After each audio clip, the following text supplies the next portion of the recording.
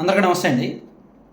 కూటమి ప్రభుత్వానికి అంటే కూటమి అధికారంలోకి రావడానికి అనేక వర్గాలు గతంలో వైసీపీ అధికారంలో ఉన్నప్పుడు మోసపోయాయి కాబట్టి, వైసీపీ బాధిత వర్గాలుగా ఉన్నారు కాబట్టి వాళ్ళకి ఏదైతే అవసరమో ఆ స్పష్టమైన హామీలు కూటమి ఇచ్చారు కాబట్టి వాళ్ళు ఒక రకంగా ఏకపక్షంగా కూటమికి మద్దతు పలికారు. అందుకే ఇన్ని సీట్లు ఇంతంత మెజారిటీతో ఇంత భారీ ఓట్లతో గెలిచారు.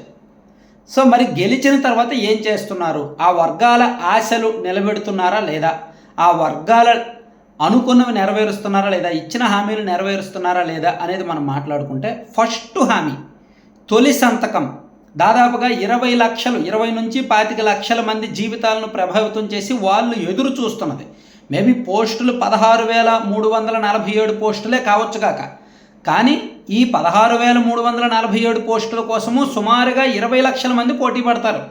మెగా డిఎస్సి ఏళ్ల తరబడి వేచి చూస్తున్నారు. గత 5 ఏళ్ల వైసీపీ హయాంలో డిఎస్సి నోటిఫికేషన్ లేదు.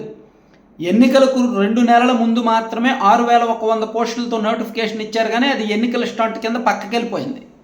అంతకుముందు 2014 నుంచి 19 వరకు చంద్రబాబు గారు సీఎంగా ఉన్నప్పుడు 2 సార్లు డిఎస్సి ఇచ్చినప్పటికీ ఇంత భారీ స్థాయిలో పోస్టుల భర్తీ జరగల. కాబట్టి దాదాపుగా 10 ఏళ్ల తర్వాత ఇంత భారీ స్థాయిలో 16,347 పోస్టులు కాబట్టి వెయిట్ చేస్తున్న వాళ్ళు లక్షలాది మంది ఉన్నారు. దీని మీద చంద్రబాబు గారు కూడా సీఎంగా బాధ్యతలు చేపట్టాక తొలి సంతకం చేశారు. సో తొలి సంతకం చేయడంతో వాళ్ళు అనుకున్నారు, అమ్మయ్య జూన్లో సంతకం చేశారు అంటే మంత్రివర్గంలో ఆమోదించేస్తారు, అంతా ఓకే అయిపోద్ది, ఆగస్టులోనో సెప్టెంబర్లోనో ఎగ్జామ్ అయిపోద్ది, డిసెంబర్ నాటికి జనవరి నాటికి నియామక ప్రక్రియ పూర్తయిపోద్ది అని వాళ్ళు అనుకున్నారు. కానీ ఊహించని కష్టాలు వచ్చి పడుతున్నాయి.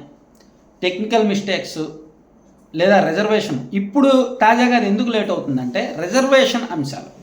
ఇప్పుడు ఎస్సీ వర్గీకరణకు సుప్రీంకోర్టు అనుకూలంగా తీర్పు ఇవ్వడంతో ఈ రిజర్వేషన్లో కొంత మార్పు జరుగుద్ది. సో అందుకని వాళ్ళు ఎస్సీ వర్గీకరణ జరిగిన తర్వాత మాత్రమే ఈ పోస్టులు ప్రకటించండి, ఈ రిజర్వేషన్లో కొంచెం మార్పులు చేయండి అని వాళ్ళు డిమాండ్ చేస్తున్నారు. సో అందులోకి దీనిలో కొన్ని లీగల్ ఇష్యూస్ ఉన్నాయి. డిఎస్సి అనేసరికి ఖచ్చితంగా లీగల్ ఇష్యూస్ వస్తాయి. పోస్టుల కేటాయింపులో కానీ రిజర్వేషన్ల విషయంలో కానీ ఏదో ఒక విషయంలో ఎవడో ఒకడు కోర్టుకు వెళ్తాడు. ఒకసారి విషయం కోర్టుకు వెళ్ళిందంటే మినిమం 5 సంవత్సరాల పాటు నాంతోనే ఉంటుంది. సో అందుకే ప్రభుత్వాలు కూడా అంత ఖాళీ ఉండవు. దాని మీద ఇప్పుడు ప్రభుత్వాల మీద 1000 రకాల పిటిషన్లు ఉంటాయి పెండింగ్లో కోర్టుల్లో. ఈ ఒక్కటే వాళ్ళు ఫైట్ చేయడానికి ఉండదు.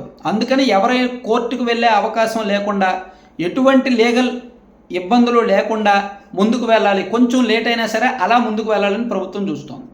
సో ఈరోజు నిన్న అసెంబ్లీలో నారా లోకేష్ గారు మంత్రి గారు ఏం చెప్పారంటే, నెక్స్ట్ అకాడమిక్ ఇయర్ ప్రారంభానికల్లా ఈ డిఎస్సి నియామక ప్రక్రియ పూర్తి చేయాలి అనుకుంటున్నాం అన్నారు. అంటే నెక్స్ట్ అకాడమిక్ ఇయర్ అంటే జూన్ 2025 నాటికల్లా డిఎస్సి నియామక ప్రక్రియ పూర్తి చేస్తామని చెప్తున్నారు. అంటే ఇప్పుడు ఆల్రెడీ టెట్ అయిపోయింది, టెట్ రిజల్ట్స్ వచ్చేసాయి. యాక్చువల్లీ నవంబర్ 6వ తేదీన నోటిఫికేషన్ రావాల్సి ఉంది, కానీ ఆపేశారు. ఈ రిజర్వేషన్ల వివాదం ఉన్న కారణంగా ఆపేశారు. దాన్ని ఎప్పుడు తేలుస్తారనేది క్లారిటీ లేదు. ఇది రిజర్వేషన్ల విషయంలో కోర్టుకు వెళ్ళడానికి చాలామంది రెడీగా ఉన్నారు. సో అందుకే ఈ డిసెంబర్ 15 కల్లా, డిసెంబర్ 15వ తేదీ కల్లా అంటే నెల రోజుల్లో ఈ రిజర్వేషన్ల ప్రక్రియ పూర్తిగా కసరత్తు చేసి ఎటువంటి లీగల్ ఇష్యూస్ లేకుండా అన్ని రకాలుగా ముందు జాగ్రత్తలు తీసుకొని నోటిఫికేషన్ ఇవ్వడానికి ప్రభుత్వం అయితే చూస్తోంది. అయితే ఒకటి మాత్రం నిజం, ఎన్ని పనులున్నా ఎంత బిజీగా ఉన్నా విద్యాశాఖలో దీనికి సంబంధించి అధికారులు అలాగే మంత్రి లోకేష్ గారు కూడా ప్రతిరోజు ఏదో ఒక సమయంలో ఈ మెగా డిఎస్సి విషయంలో రివ్యూ చేయాలి, అప్డేట్స్ తెలుసుకోవాలి, ఫాలో అప్ చేయాలి. ఎందుకంటే కూటమికి ఇంత భారీ స్థాయిలో ఓట్లు రావడంలో ఈ నిరుద్యోగుల పాత్ర కీలకం. సో వీళ్ళని తొలి సంతకం ద్వారా మేము ఆదుకుంటాము, తొలి సంతకం ద్వారా మేము ఉద్యోగాలు ఇస్తాము, భర్తీ చేస్తామని చెప్పారు. దీన్ని ఇంకా లేట్ చేసే కొద్దీ ఖాళీలు పెరిగిపోతాయి. అప్పుడు 16,000 కాస్త 20,000 చేయాల్సి వస్తుంది.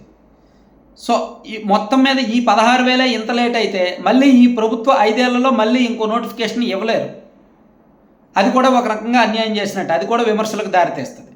సో ఈ నియామక ప్రక్రియ 2025 మార్చిలోగా పూర్తి చేస్తే మళ్ళీ 2028లో ఎప్పుడైనా ఇంకో నోటిఫికేషన్ ఇస్తే ప్రభుత్వానికి కూడా మంచి పేరు వస్తుంది. నిరుద్యోగులు కూడా మనసులో పెట్టుకుంటారు, గుర్తుపెట్టుకుంటారు, అరే ఈ ప్రభుత్వం మా కోసం ఆలోచిస్తోంది అని. ఎందుకంటే ఖాళీలు కూడా ఇంకా ఉన్నాయి, ఇంకా ఖాళీలు కూడా ఉంటాయి, అవసరమే.